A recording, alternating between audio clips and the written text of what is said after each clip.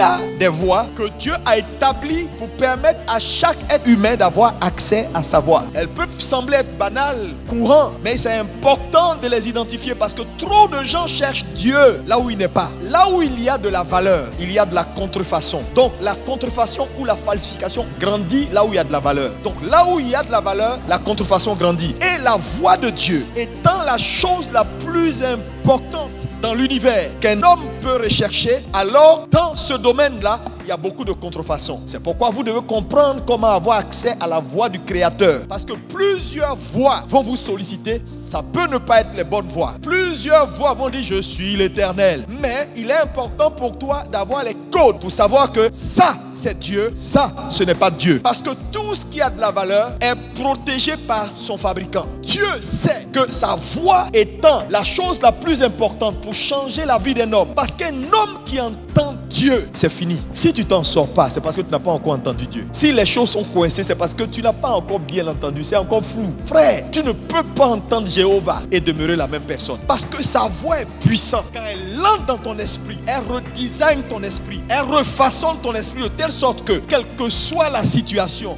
tu ne peux pas douter. La voix de Dieu, quand elle entre dans ton esprit, toi-même tu es surpris d'être surnaturel. Parce qu'elle te rend surnaturel. Tu traverses le feu. Le feu ne peut pas te brûler. La voix de Dieu véhicule le Zoé de Dieu. La vie Zoé de Dieu. Cette vie supérieure. Cette vie qui a la capacité de changer tout en toi. Les chrétiens sont devenus incrédules parce qu'ayant trop subi la vie, on a fini par baisser la parole de Dieu au niveau de nos expériences. Et on est arrivé à un point où on se dit, oh, c'est pas possible qu'un chrétien soit toujours en bonne santé. Écoutez, c'est pas possible. Tu as déjà lu dans la Bible un jour où ils ont écrit Jésus-Christ hospitalisé. Il a fait 33 ans et demi sans avoir maux de tête, sans avoir maux de dents. Vous savez, la Bible n'est pas un livre qui cache la faiblesse de ses héros. On a vu la Bible décrire David, décrit ses défauts les plus flagrants. Si la Bible avait été écrite par des hommes, l'adultère de David avec Bathsheba, là, on allait enlever ça. Mais la Bible n'a pas peur. Elle dit, même ses héros les plus forts, là où ils ont douté. Donc si la Bible n'a pas fait un report sur le fait que Jésus est tombé malade un jour, ça veut dire que c'est possible. Parce qu'il est le chemin, il est le modèle parfait, la maison témoin. Aujourd'hui, on ne croit plus la parole de Dieu. Pourquoi? Tellement la vie nous a malmenés, on se dit,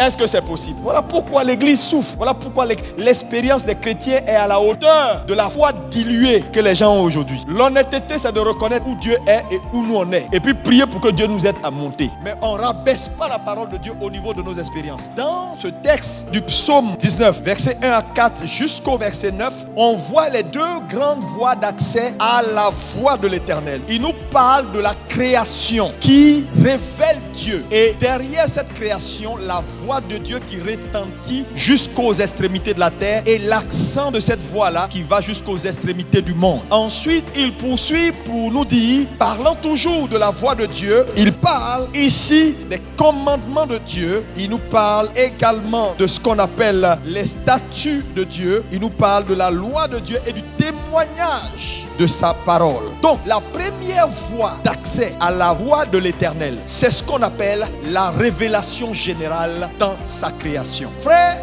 la création entière révèle Dieu. Le problème, c'est que plusieurs voient la création, observent la création, regardent sans voir.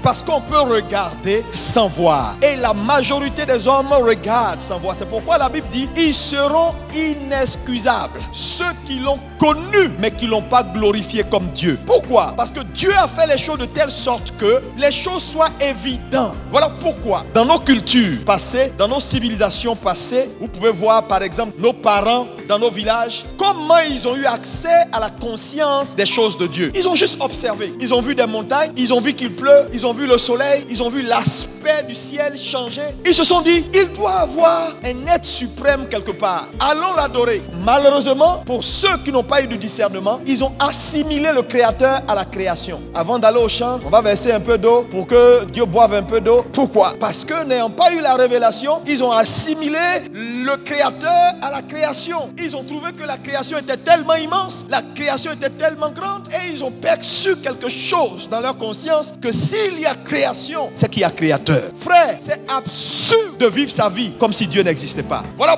pourquoi personne ne sera épargné du feu éternel et du jugement de Dieu s'il ne comprend pas que la première révélation que Dieu fait dans sa création est une révélation basique pour que tout le monde puisse avoir accès à lui et à sa voix. La Bible dit, la création n'est pas juste une création, mais elle amplifie la voix de l'Éternel. La voix de l'Éternel parcourt ses œuvres et va jusqu'aux extrémités de la terre. Si tu as raté la révélation de Dieu dans sa création, c'est fini pour toi. Malheureusement, je dis bien malheureusement, beaucoup de nos gens, même dans nos églises, n'ont pas encore cette conscience de la grandeur de Dieu dans sa création. Va souvent au bord de la mer, ça va te donner de la sagesse, ça va te donner de craindre encore Dieu, ça va te donner d'avoir encore peur du Seigneur. Observe les nouvelles, ouvre ta télévision, regarde ce qui se passe dans cette décennie où nous commençons, pratiquement on est après 1 million de morts pour la Covid-19. Jamais une décennie n'a eu autant de morts. Mais tous ces morts là, c'est des hôtels que Satan est en train de bâtir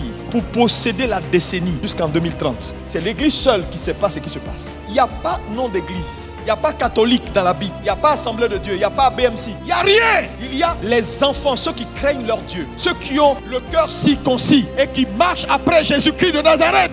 Excusez-moi avec vos histoires de religion. La religion est le fait de l'homme. Jésus n'est pas venu avec une religion. Jésus est venu avec le christianisme. Le christianisme est différent de la religion. Le christianisme, ça veut dire quoi? Dieu est venu chercher les hommes et entrer avec eux dans une communion. Voilà le christianisme. La religion, c'est l'homme perdu qui cherche à plaire à Dieu en coupant des feuilles pour fermer sa nudité. Ça, c'est la religion. Parce que ta religion ne peut même pas te sauver. C'est Jésus qui sauve. C'est pourquoi il faut que Jésus soit dans ton cœur. Arrête de pratiquer la religion. La religion tue. Tu vas mourir avec tes nombreux artifices et tu vas aller droit en enfer sans passeport. C'est pourquoi je veux que tu fasses une prière. Que Dieu illumine tes yeux pour que tu ne sois pas juste un observateur ignorant. Que tu ne sois pas un regardeur ignorant. Mais pour chaque événement que Dieu permet à tes yeux de fixer, que tu saisisses le message et la voix derrière. Parce que la création de Dieu nous parle. C'est le premier niveau de révélation de notre Dieu.